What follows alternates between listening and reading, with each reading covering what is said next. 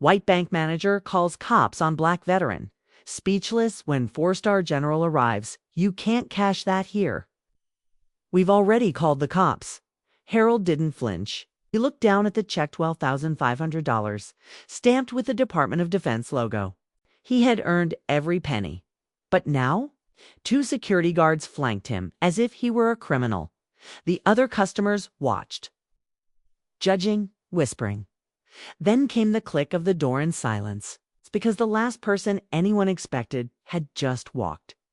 In what happens when a decorated veteran is treated like a threat, until power walks through the door. This is White bank manager calls cops on black veteran, speechless when four-star general arrives.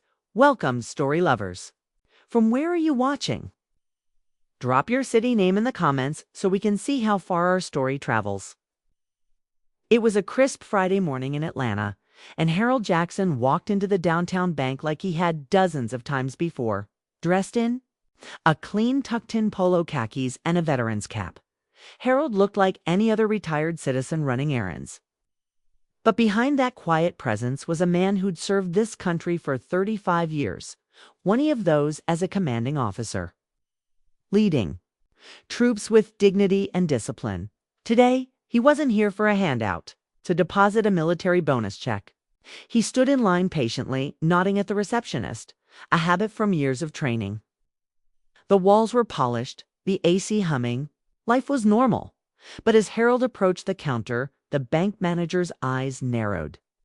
She whispered something. To a teller, her tone sharp.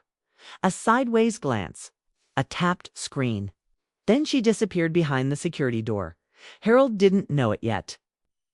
But suspicion was already building fast and dangerous. The teller gave Harold a polite smile, but her eyes betrayed something else: nervousness. His check, freshly issued by the Department of Defense, had all the correct markings. Still, she hesitated. I just need to verify this with my manager, she said, disappearing as well. Minutes ticked by. Then two security guards emerged. Not aggressive, but firm. One positioned himself near Harold. The other is by the entrance. The mood shifted. Patrons glanced up from their phones. A child stopped playing with a toy. When the manager returned, her voice was clipped. Sir, this check looks suspicious. We've called the authorities for verification. Harold blinked. Excuse me? We've contacted the police, she repeated, eyes darting away. Standard procedure. Except it wasn't. Harold knew it. The room suddenly felt colder. Memories of checkpoints and missions flashed through his mind.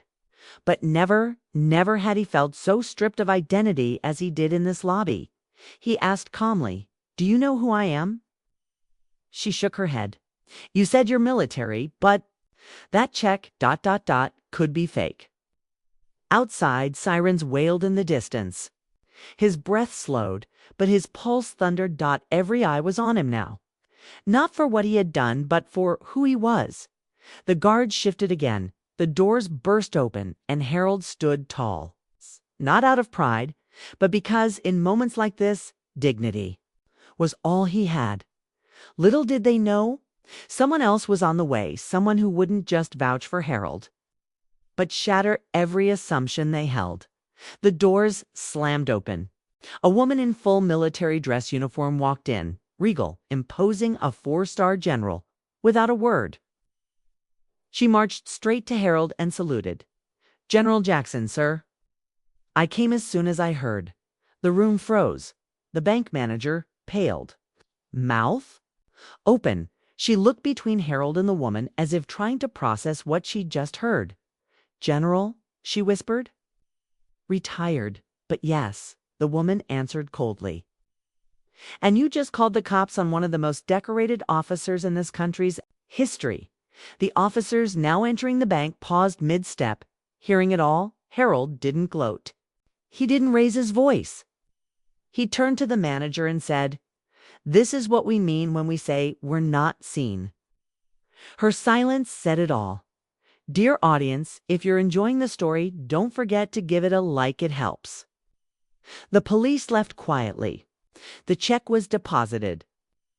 The manager tried to apologize, but it rang hollow. Harold and the general walked out. Side by side, heads held high. Later, Harold would say this wasn't the worst thing he'd experienced, but it was the most telling. Because no medal, no title, no sacrifice was enough to stop a snap judgment. In that room, he wasn't a general. He was just a black man with a check. And that's the truth of it.